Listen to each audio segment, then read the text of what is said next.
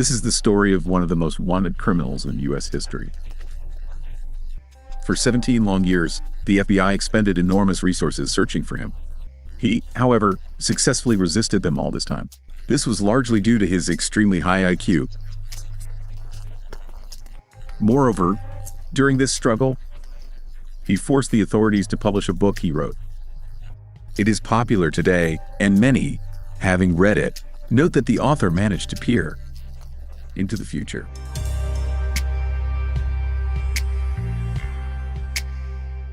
On May 25, 1978, a wooden box was found in the parking lot of Northwestern University in Evanston, Illinois. It resembled a package, but it had no addressee, only a sender. The sender's name was familiar to those who found the package. Professor Buckley Christ, who worked at the same university where the package was found. Reasonably thinking that the professor might have lost the package he was planning to send, the finders returned the box to him. However, he was surprised by the find, as he didn't recognize the handwriting on the box's address as his own. Professor Christ refused to accept the package, so it was handed over to a police officer guarding the university. He didn't hesitate and attempted to open the box. But as soon as he lifted the wooden lid, an explosion occurred. Fortunately, the police officer suffered only minor cuts and burns. The bomb itself was made of metal. Its body consisted of a piece of metal pipe, approximately 25 millimeters in diameter, and 230 millimeters long. The bomb was filled with smokeless explosive powder and was equipped with a trigger consisting of a nail. When the box was opened, the nail lit several matches, which in turn ignited the explosive powder. It was a rather primitive mechanism, but that was only the beginning. About a year after this incident, on May 9, 1979, another strange package was sent to Evanston's Northwestern University. This time, it was received by graduate student Joe Harris. The explosion also left no serious wounds on his body, only minor cuts and burns. These two incidents didn't attract much attention from authorities. But only 6 months later, everything changed. On November 15, 1979, a Boeing 747 took off from Chicago and was scheduled to land in Washington. But as soon as it gained altitude, smoke appeared in the cabin out of nowhere. The pilot was forced to make an emergency landing. This time, a bomb much more powerful than the previous ones was found on board the plane. If it had detonated, the plane would have crashed. The bomb's trigger mechanism was essentially automatic. Once the plane reached the required altitude, the pressure in the baggage compartment should have changed. The bomb's mechanism responded precisely to pressure changes, but a small defect prevented the bomb from detonating immediately, first producing smoke, allowing for its timely discovery. A crime of this magnitude had already fallen under FBI jurisdiction, but neither the materials used nor anything else provided any means of identifying the mysterious bomber. The chosen pressure-based trigger mechanism merely suggested a sophisticated criminal. Looking ahead, it's worth noting that the FBI was indeed correct in this, as their opponent had once been the youngest and most promising professor at the University of California, until he suddenly resigned. It was assumed that the FBI's attention to the criminal might have forced him to lie low. But this proved a grave mistake. On June 10, 1988, Perry Wood received a package from an unknown person. Inside was a book, and when the man tried to leaf through it, a powerful explosion occurred. He left serious cuts and burns on the man's body, but he survived. As before, the materials used to create the explosive device made it impossible to trace their origin. It could have been any store anywhere, or even the world. The only thing that distinguished this bomb from the others was that this time the sender left something like a signature on the metal. two Latin letters, F, the meaning of which was later deciphered as Freedom Club.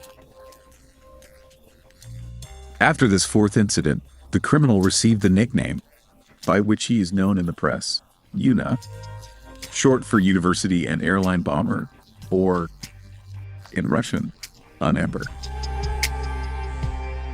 Over the next 5 years, 4 more bombings were committed across the country, in Teno, California,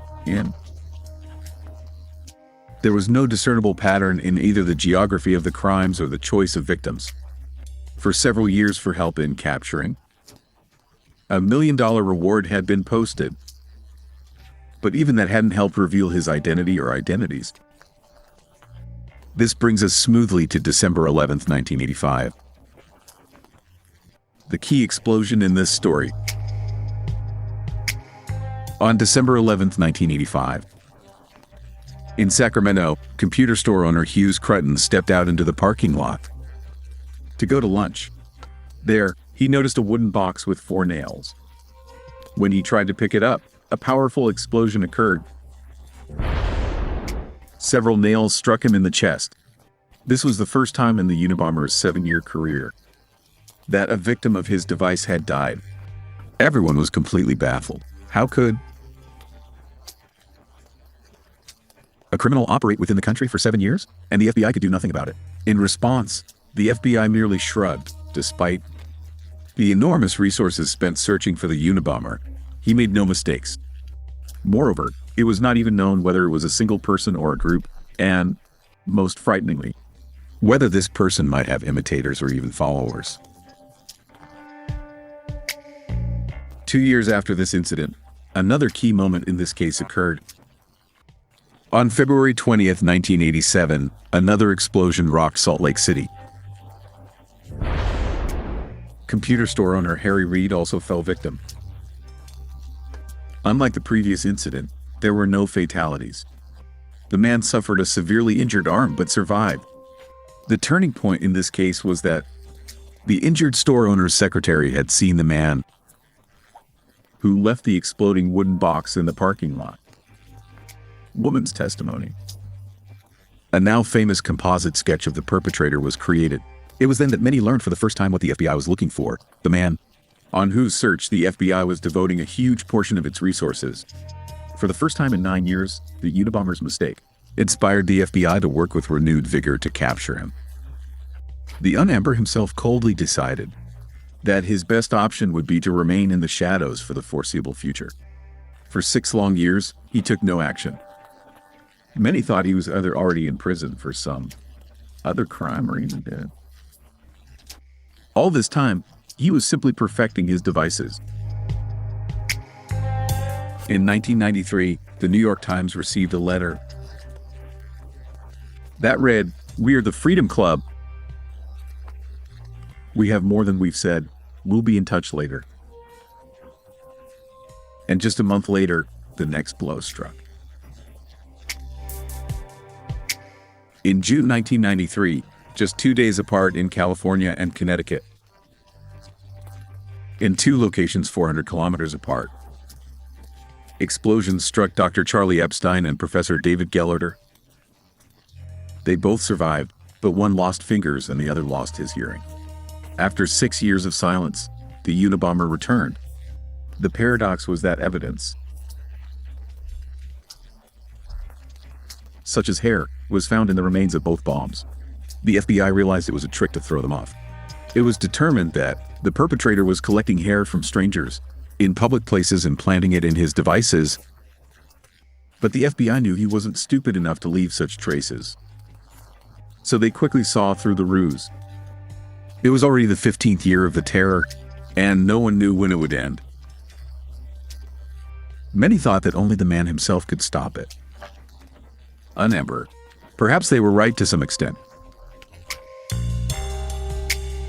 On December 10th, 1994, advertising agency executive Thomas Mosser was going through the mail that had arrived while he was away. His work address. He was at home at the time and was perplexed why the package had arrived at his home instead of despite the misspelling. The man opened the package, and the resulting explosion killed him instantly, ripping open his stomach and nearly decapitating him. The bomb contained razor blades, nails, and pieces of metal, one of which bore the expected engraving, FC. 6 months later, on April 24, 1995, Gilbert Murray, head of the Wood Products Association,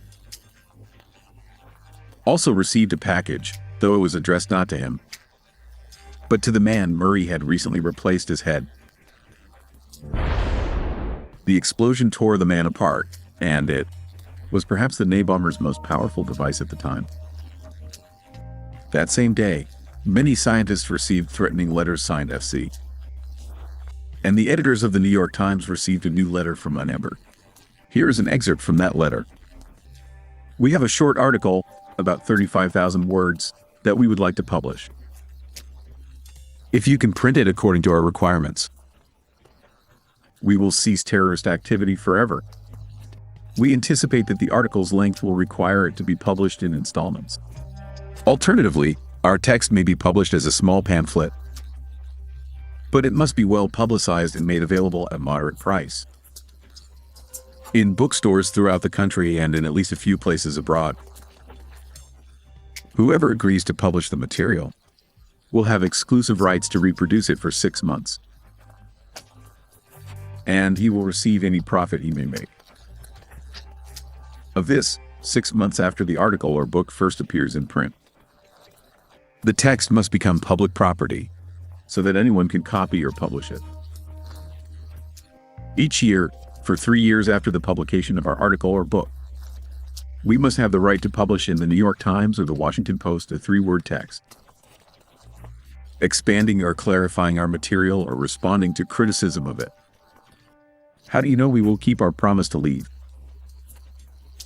If our conditions are met, it is in our interest to keep this promise. We want to achieve victory by getting certain ideas recognized. If we break our promise, people will lose respect for us and be much less likely to accept our ideas.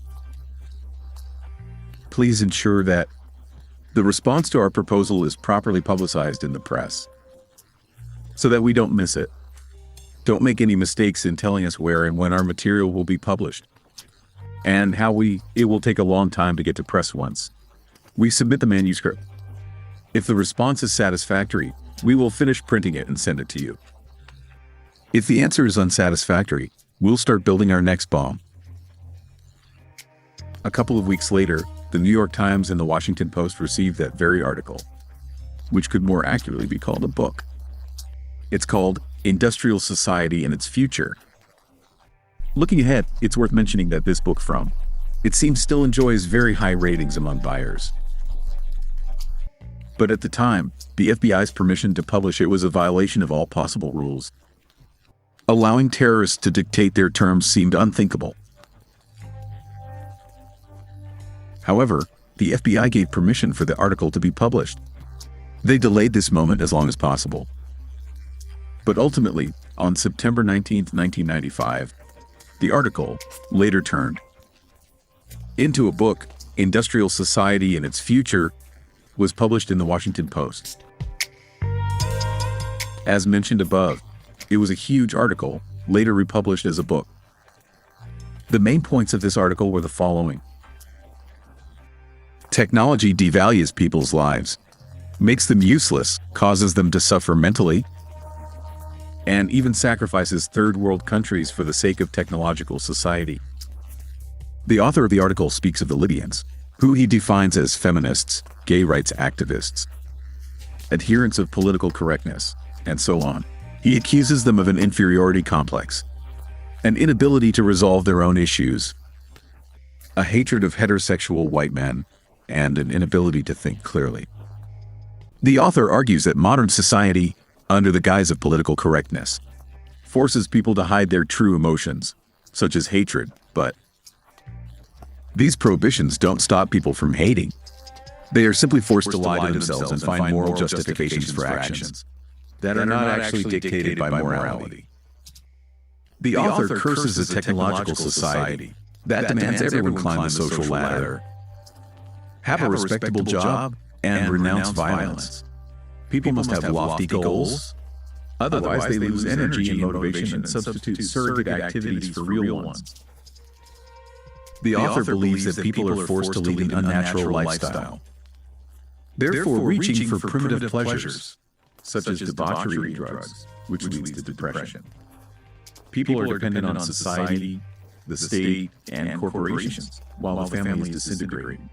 The author identifies technology and technical progress, consumer society, and aggressive corporate marketing as the main culprits. The author praises primitive man, who was responsible only for himself and dependent on no one, in contrast to modern man, who was dependent on other people, corporations, and the government.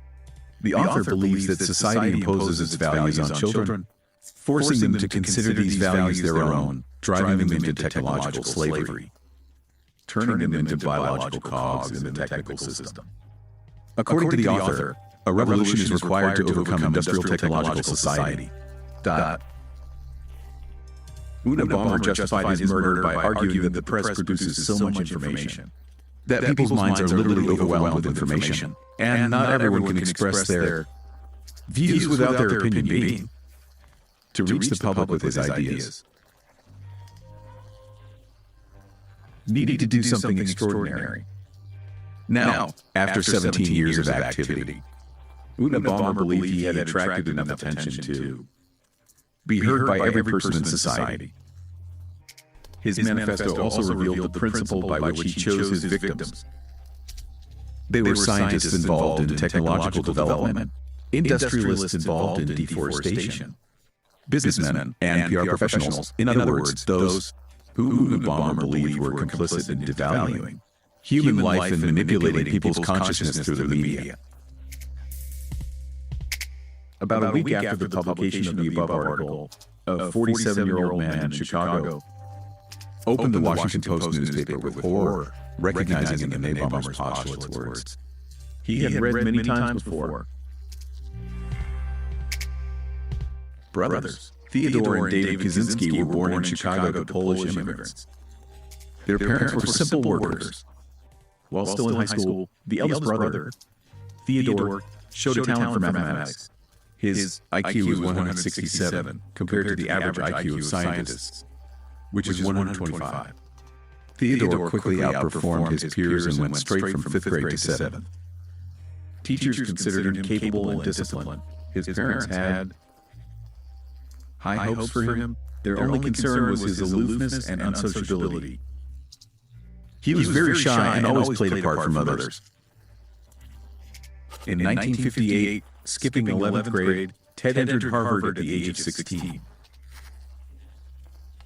One of his father's friends tried to persuade him not to send his son to university at such a young age, as he was already reluctant to make new acquaintances, and being surrounded by teenagers years older than him could, well, break him. But Theodore's father wouldn't listen. For him, it was a matter of paternal pride. At Harvard, Theodore settled in well, according to a local doctor. He was a pleasant young man, apparently a good mathematician, but it seemed gifted only in that area. It was here at Harvard, albeit voluntarily, that Theodore became the subject of a psychiatric experiment by Professor Henry Murray, who sought to understand how human personality is formed. For nearly 30 years, Professor Henry Murray, in collaboration with the CIA, had been conducting personality experiments. He sought to create a state of despair and self-doubt in his student subjects. For example, by assigning tasks that were clearly impossible, forcing the experimenter to scold them for being late, or by shaking the table during tests, creating all sorts of discomfort. This allowed the CIA to create psychological profiles of potential employees, assess their moral stability, leadership qualities, and ability to resist alcohol intoxication, and to skillfully lie. Ted Kaczynski, according to some sources, participated in these tests for approximately 200 hours. Professor Murray likely had high hopes for these experiments. But something went wrong. He did not publish the results, spoke little about them, and neither his wife nor his assistants. were aware of what exactly was happening in the lab. A detailed description of the experiments, as well as data on how they affected the subjects, is nowhere to be found. Theodore graduated from Harvard at age 20 and received his master's and doctorate degrees from the University of Michigan. His colleagues highly praised his work. At 25, Kaczynski became the youngest full professor at the University of California, Berkeley, and began teaching courses in geometry and calculus, though not very successfully. Students complained that he was deaf to their questions and didn't help them understand complex topics. He probably didn't have a teaching credential, and he genuinely couldn't understand how things he considered elementary could be incomprehensible to others. Continued for 2 years until 1969, when Kaczynski stunned everyone by unexpectedly resigning without explanation. This, to the great disappointment of his parents, Ted returned home from Harvard.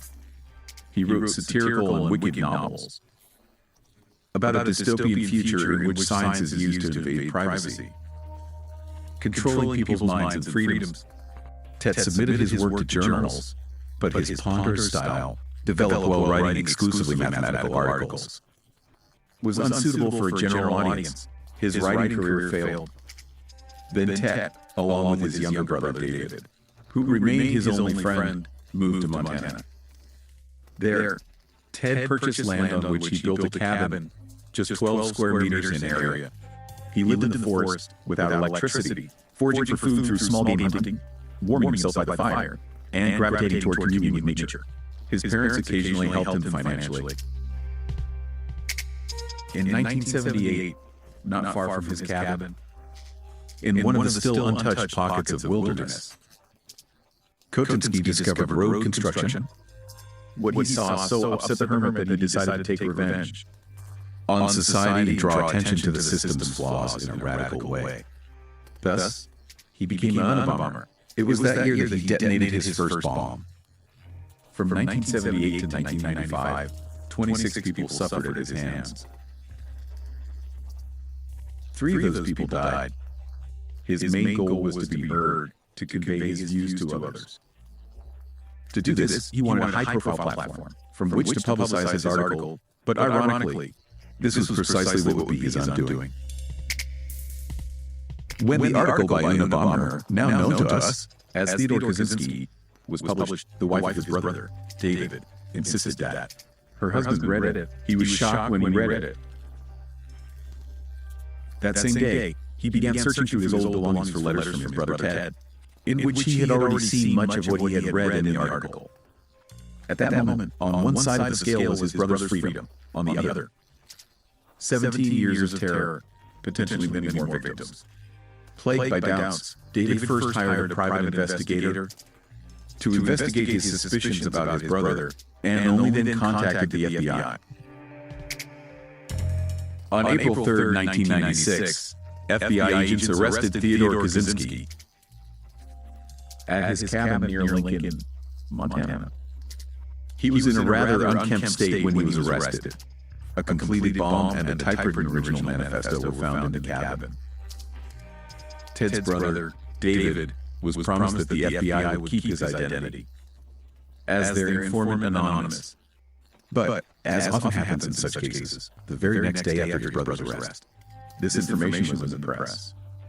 David later received a $1 million reward from authorities, which he donated to help his brother's victims. During the investigation and trial, Ted Kaczynski was considered insane, but he defended his sanity, pleading guilty to all charges. He avoided the death penalty and received 8 life sentences. He remains incarcerated in a maximum security prison in Colorado. He continues to write and publish works critical of contemporary society, calling for legal action. After revealing his identity, Kaczynski became incredibly popular with the press. Those seeking interviews or commentary from him, a long list could be compiled. However, Kaczynski declined those requests, as he wanted to maintain the tone he desired to be able to review and edit his writing before publication. Ultimately, he became disillusioned with the media and fell out with many journalists, considering them liars.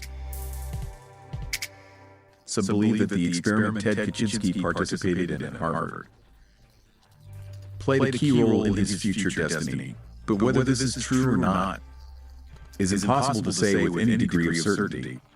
As for his manifesto, now, looking back 30 years, some find prophetic notes in it. Others consider it the ravings of a madman. But there is unity in one thing. The method that Ted chose to convey his ideas, no matter who they may seem to be, evokes only antipathy.